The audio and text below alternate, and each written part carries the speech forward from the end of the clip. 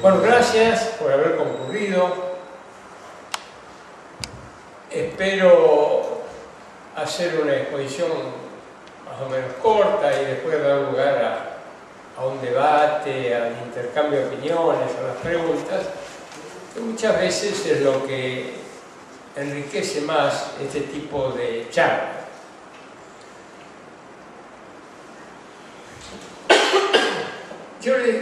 El tema era un bosquejo de política económica para enfrentar la crisis.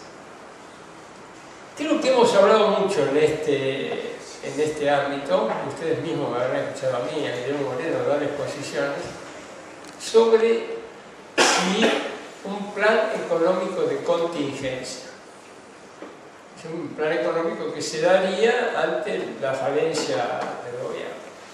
Porque todos conocemos esto, está escrito, tenemos el célebre artículo que nos publicaron el 8 de diciembre. El lunes, Guillermo Moreno publica en BAE un artículo que les recomiendo, realmente muy bueno, claramente muy bueno, en el que trata dos de las medidas fundamentales que un gobierno, ya sea transitorio o un gobierno permanente, deberían tomar, que se relacionan con el precio de los alimentos y el precio de la energía. Se los recomiendo porque es muy, pero muy bueno. Ahora, si ya está suficientemente tratado el tema de un plan económico de contingencia, tenemos las medidas propuestas por este espacio, por eso les recomiendo lo de Guillermo Moreno, pero está la de la usina de propuestas, hay medidas concretas. ¿A qué me voy a referir hoy? Y me quiero referir a algunos aspectos de los planes económicos que a veces quedan oscurecidos y que a mí me parecen realmente muy importantes de destacar. El primer aspecto es la extensión que debe tener un plan económico. Ya estamos hablando de un gobierno peronista, sentado y con la posibilidad de hacer un plan, como lo llama Guillermo Moreno, modelo de desarrollo sustentable. Entonces, lo primero que voy a hablar es sobre la extensión del plan. Después voy a hablar sobre las herramientas que tenemos para enfrentar la situación. Y algunos otros aspectos que en principio no parecen tan importantes, pero cuando estamos en función de gobierno, sí, efectivamente lo son muy importantes. Cuando uno analiza la historia económica del país de las últimas décadas, y no quiero decir historia económica, pero hay algo que llama la atención. Tuvimos planes de muy diferentes orígenes y de diferentes medidas. Tuvimos de todo en estas últimas décadas en la Argentina. Muchos de ellos son planes muy valiosos. Pero cuando uno ve la performance de la economía argentina, es parecida la economía argentina a la calecita. Siempre camina, pero siempre está en el mismo lugar. O sea, ya sea gobiernos populares, ya sea gobiernos como elitistas, ya sea gobiernos militares, lo que sea, pero no se ha podido poner en movimiento al país. Es una cosa, si se quiere, trágica la que estamos diciendo, es una cosa, ¿cómo puede ser? Les voy a repetir, en estas décadas hubo planes monetaristas, hubo planes fiscalistas, hubo planes que basaban en el manejo de la demanda. Por supuesto que los planes elitistas le han hecho un daño espectacular al país, como es este, que le está ocasionando este gobierno. Pero sin embargo siempre estamos en el mismo lugar. Muchos dirán, bueno, faltó tiempo. Si hubiéramos dejado que estas medidas se desarrollaran por más tiempo, probablemente hubiéramos tenido éxito. Está bien. Es un tema, es un argumento que hay que tener en cuenta. Otros dicen, fue la inestabilidad política. Es la inestabilidad política la que impide el desarrollo de los planes económicos. Es muy atendible esto. Hay problemas culturales en la Argentina que impiden que el desarrollo tan ansiado se pueda realizar. También es atendible el argumento. Pero yo creo que los economistas no estamos sacando el saldo. Hay algo, es como si la historia nos quisiera dar una lección. Y nosotros, muchas veces los economistas despreciamos esas lecciones. Pero es como si nos quisieran, algo en la historia nos está hablando. Algo de la historia nos está hablando. Esto que pase gracioso, que es decir, la economía argentina es como una calecita. Anda y siempre queda en el mismo lugar. Parece gracioso, pero de ninguna manera es gracioso. Estamos hablando del fracaso de generaciones. Estamos hablando de las pérdidas patrimoniales de muchas empresas. Estamos hablando de la angustia de muchos hogares. ¿Qué está pasando? ¿Qué es lo que nos está diciendo la historia? Miren, hay programas monetaristas en la historia, hay programas fiscalistas, hay programas que dicen vamos a impulsar la demanda, tenemos de todo, si se quiere, a la vista. ¿Qué es lo que pasa que no podemos finalmente poner a la Argentina en el sendero de desarrollo? Es un punto. Enseguida voy a volver ahí. El segundo punto es, ¿qué instrumentos tenemos nosotros para hacer frente a lo que podríamos llamar ya estancamiento secular de la economía argentina? Por eso cuando yo pensé en poner para superar la crisis, estaba pensando en esta crisis que hace que la Argentina esté estancada secularmente.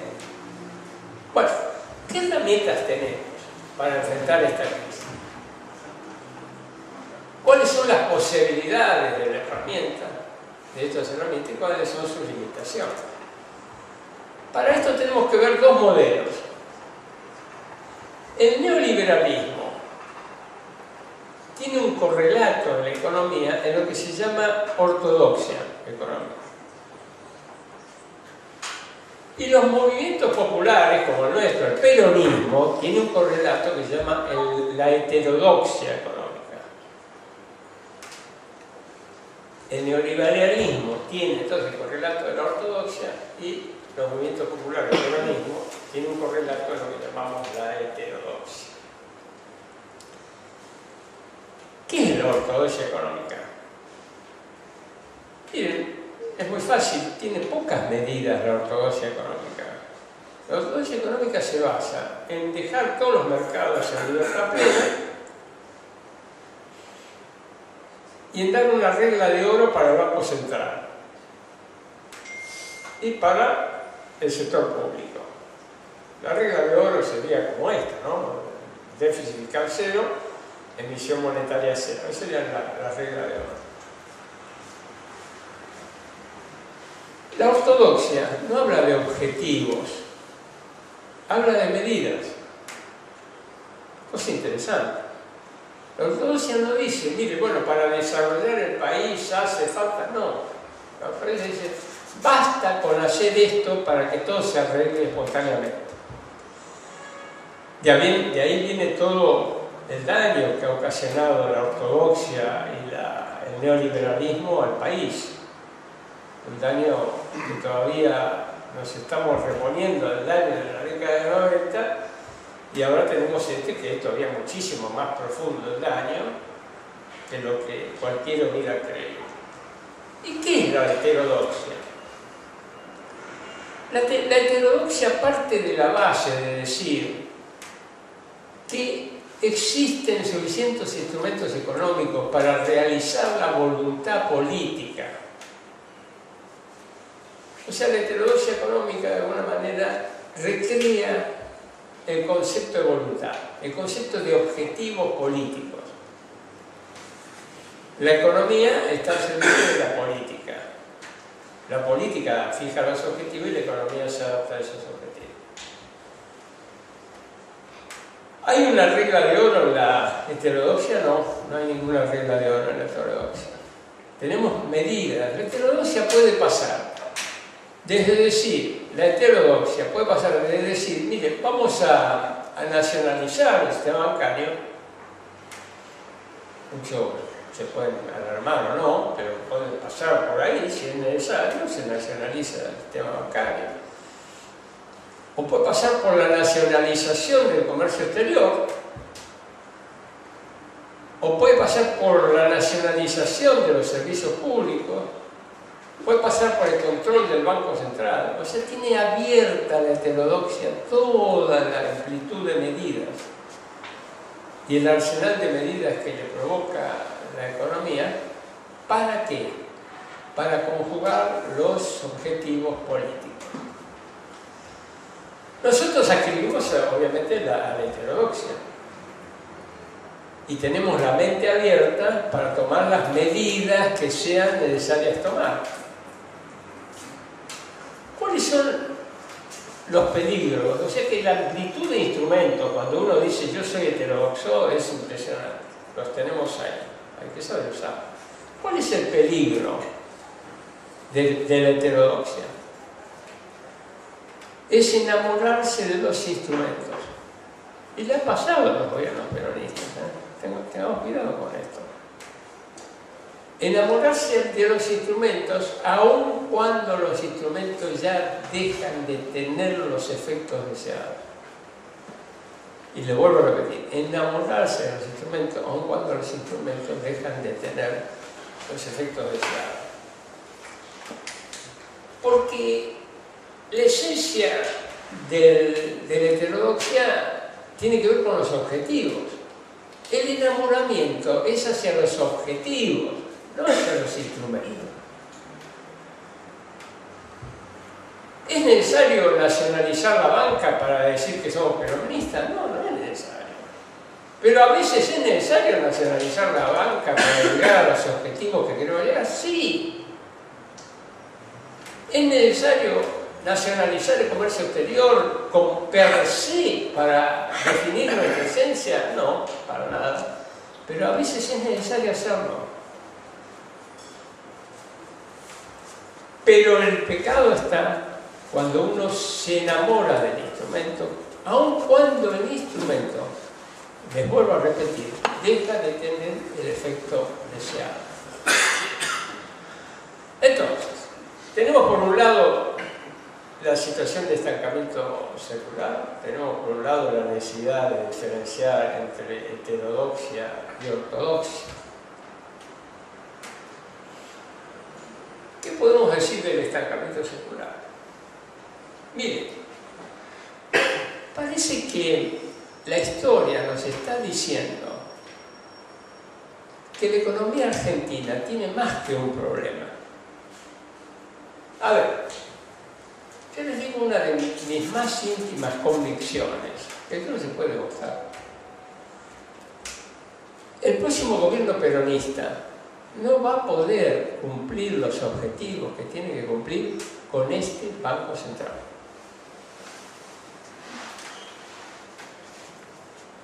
Si nosotros no modificamos el Banco Central y no hacemos que el Banco Central trabaje en función de los objetivos nacionales, no tenemos capacidad de llevar adelante. Pero también le he hablado del Instituto Nacional de la Propiedad Intelectual, que es el que administra las patentes y modelos de utilidad. Y este instituto depende más de las decisiones y de la ideología de la Organización Mundial de la Propiedad Intelectual, que está dominada por las grandes empresas multinacionales que desarrollan los productos, que por lo que dicen incluso nuestras propias leyes.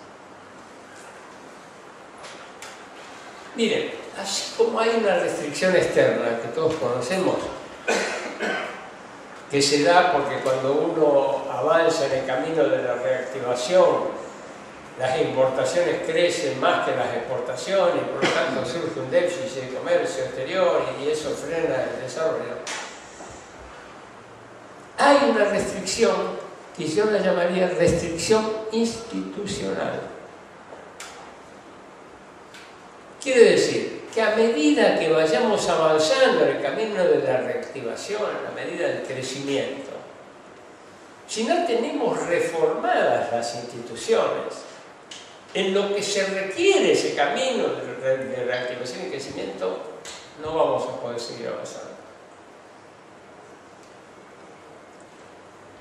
Hay una restricción entonces institucional, como hay una restricción del sector externo. Hay una restricción interna. ¿Dónde se da la restricción interna? Cuando nosotros transitamos el camino del crecimiento, si la inversión no acompaña esa reactivación, encontramos rápidamente inflación, déficit fiscal. Son las dos restricciones conocidas, la restricción interna y la restricción externa. La restricción interna nos lleva a la inflación, nos lleva al déficit fiscal, la externa nos lleva al déficit de balanza de pago. Hay dos restricciones, bárbaras. No nos olvidemos que son dos. Muchos programas económicos miran nada más la restricción interna, el déficit fiscal. Conclusión, chocamos contra la pared, aún viniendo a mucha velocidad. Otros miran nada más la externa y dicen, no, el déficit fiscal no interesa. Ha pasado eso en la Argentina. Conclusión, vamos a velocidad y nos chocamos contra una pared. La historia económica demuestra que esto es así. Pero también demuestra que hay una restricción institucional. Que si no hacemos las variaciones institucionales que correspondan en el momento que el peronismo tome el poder, aun cuando tengamos respuestas hacia la restricción interna y a la externa, volvemos a chocar. Y hay otra restricción. Mire, cuando hablamos de déficit del sector externo, es conocido, bueno, si aumentamos la demanda, el consumo, entonces las importaciones crecen porque son función de esa demanda, pero las exportaciones crecen, llega un momento. Pero cuando empezamos a escarbar un poco el déficit del sector externo, nos encontramos con otra restricción, que es la sectorial. Más del 50% del déficit comercial argentino se explica por la industria de la alimentación, de la industria automotriz. Más del 50% del déficit del sector externo argentino se explica por la industria automotriz. Y un 10-12% se explica por la industria farmacéutica, aun cuando no se lea eso bien en las estadísticas. Argentina tenía una industria farmacéutica floreciente, sigue teniéndola, pero hasta antes de 1976 Argentina tenía algo importantísimo, que era la farmoquímica, que es la que produce los insumos para que después podamos tener los medicamentos. A partir de 1976 la farmoquímica ha desaparecido y hoy es muy poco lo que hacemos de farmoquímica.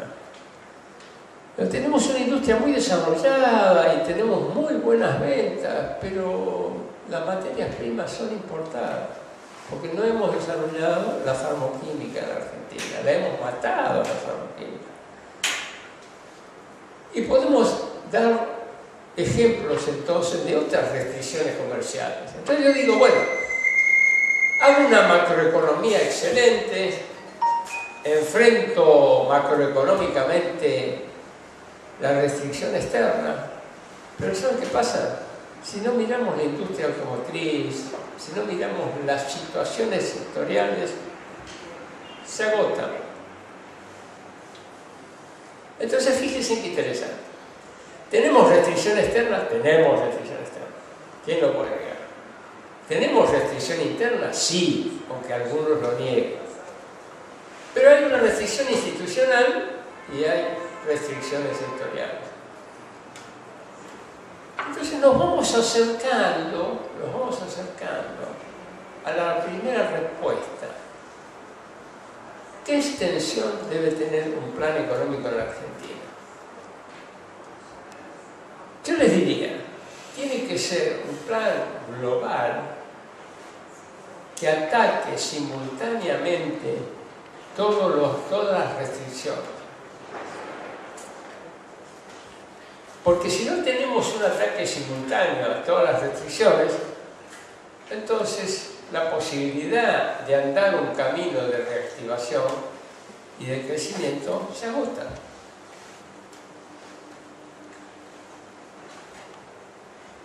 Y hay otro aprendizaje más que podemos tener. Y yo a veces se lo digo a algunos colegas economistas y me miran con cara rara. Mire, yo creo que no hay equilibrio macroeconómico sin justicia social.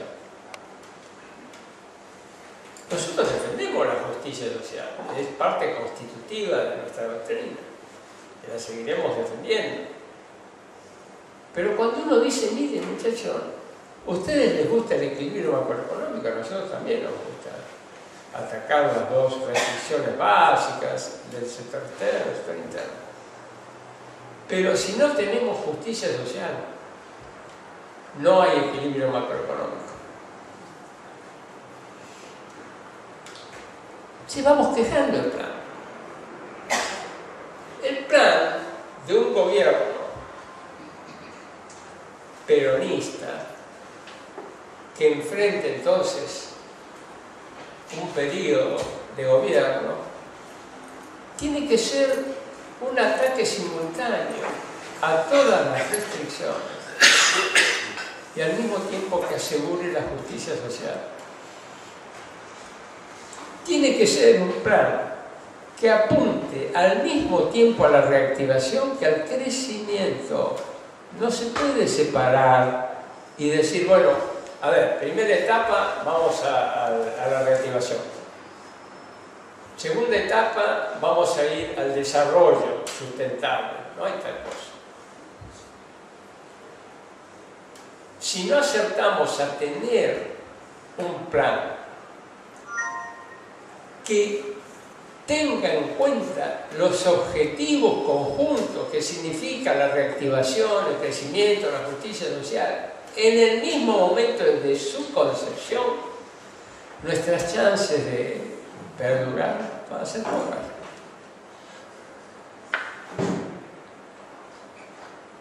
Y tiene que ser un plan que abarque todas las áreas de gobierno. Estaba hablando con Jorge Zaccanini hoy y le decía, muchas veces los gobiernos se sientan y dicen, bueno, a ver, en economía están estos muchachos, a ver, ¿en salud quién hay?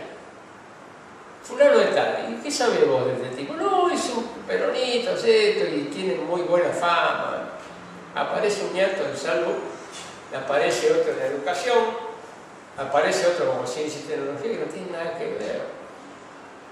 El plan, así como es, debe ser integral en el sentido de apuntar a todas las restricciones que hemos señalado. También tiene que ser un plan de gobierno integral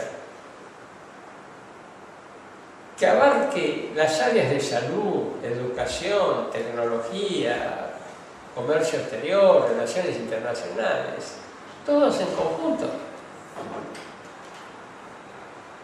Si no saben, los problemas aparecen por todos lados.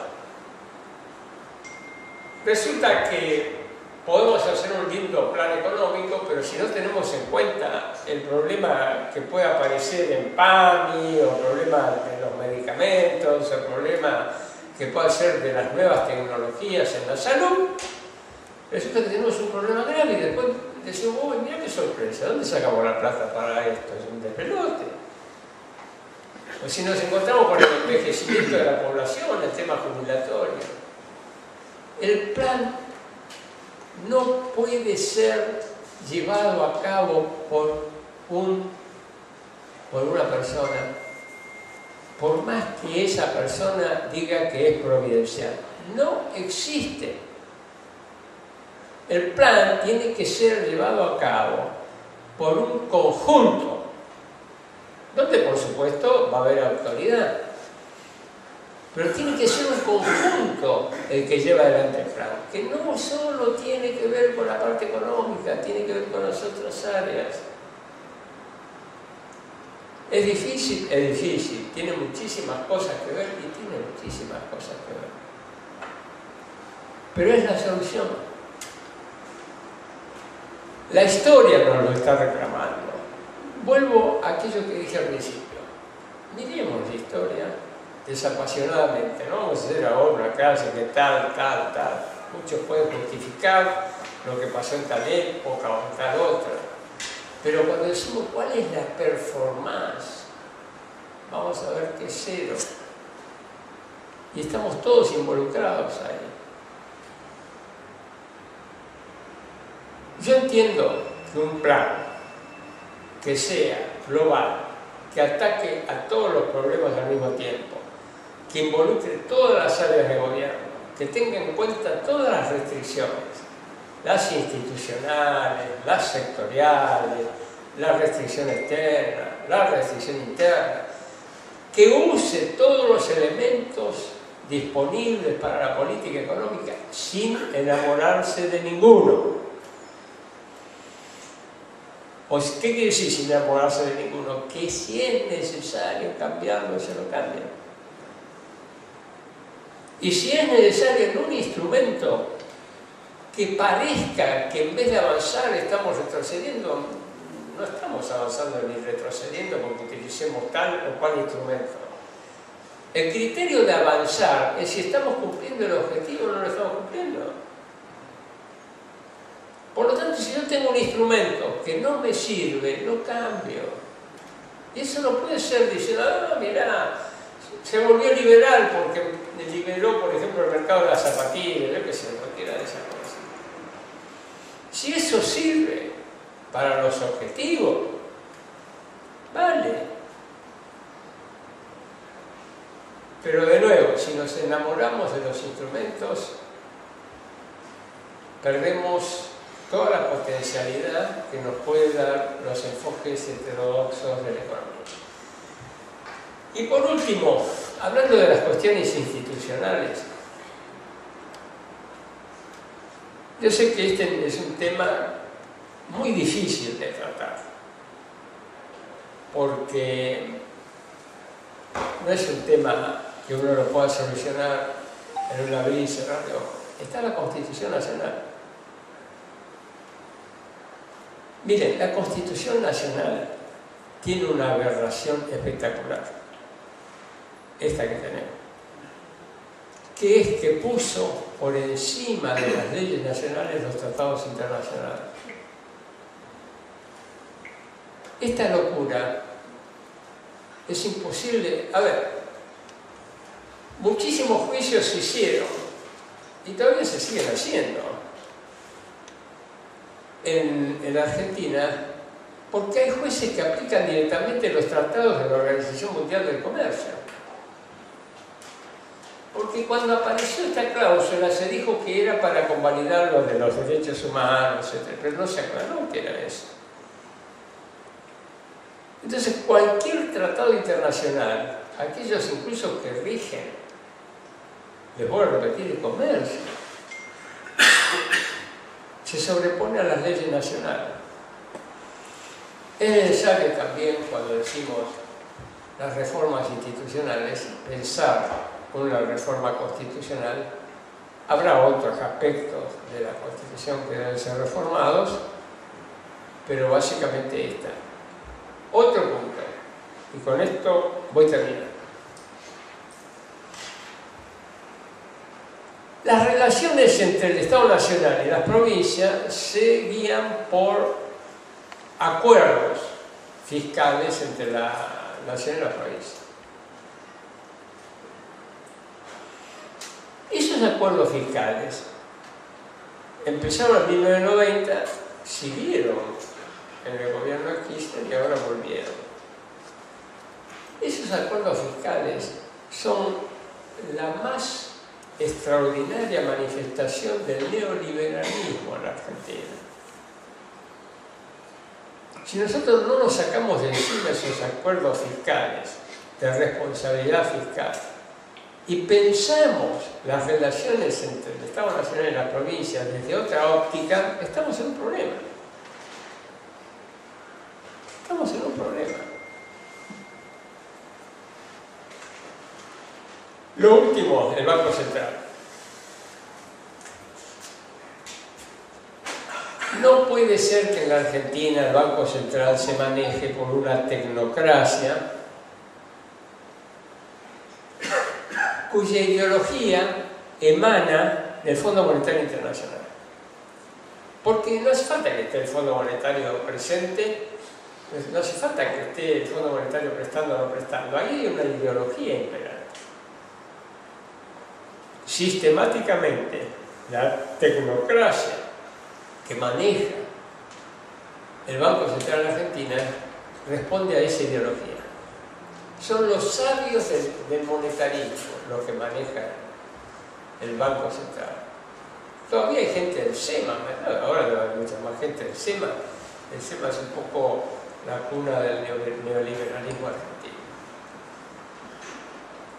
Hay que aplicar el bisturí acá.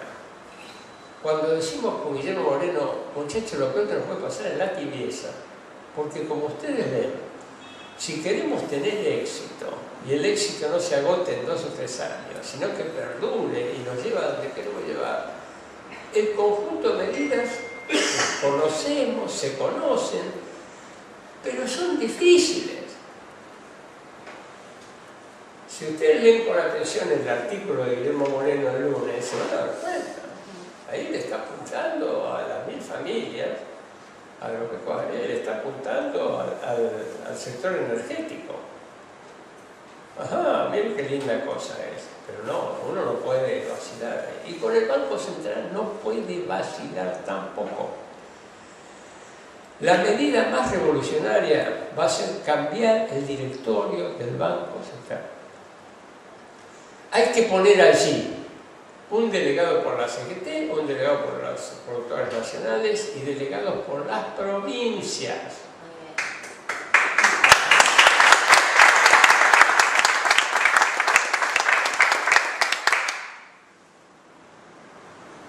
El gobierno nacional no es el único privilegiado que puede financiarse en el Banco Central. ¿Por qué es eso? ¿A título de qué? Pero lo más importante, mire, ¿saben cómo funciona el Banco Central? Y las medidas del Banco Central. Por una cosa que se llama el Comité de Política Monetaria.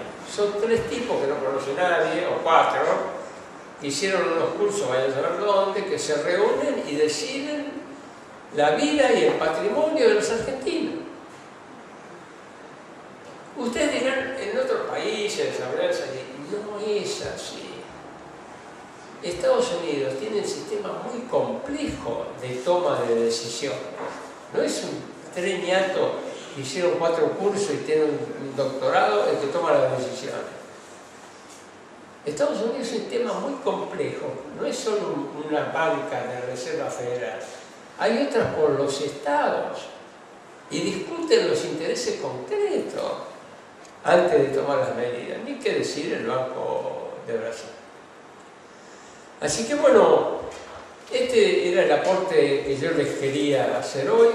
Vuelvo a decirles, necesitamos un plan global, un plan que ataque simultáneamente todas las restricciones, que no solo son la restricción interna y la externa, sino también que son la restricción institucional, las restricciones sectoriales, que se plantee como objetivo no solo la reactivación, sino el crecimiento con justicia social desde el principio.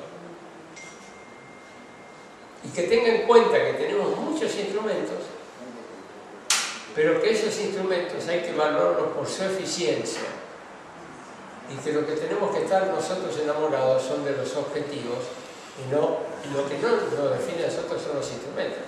Al peronismo lo definen los objetivos. Muchas gracias.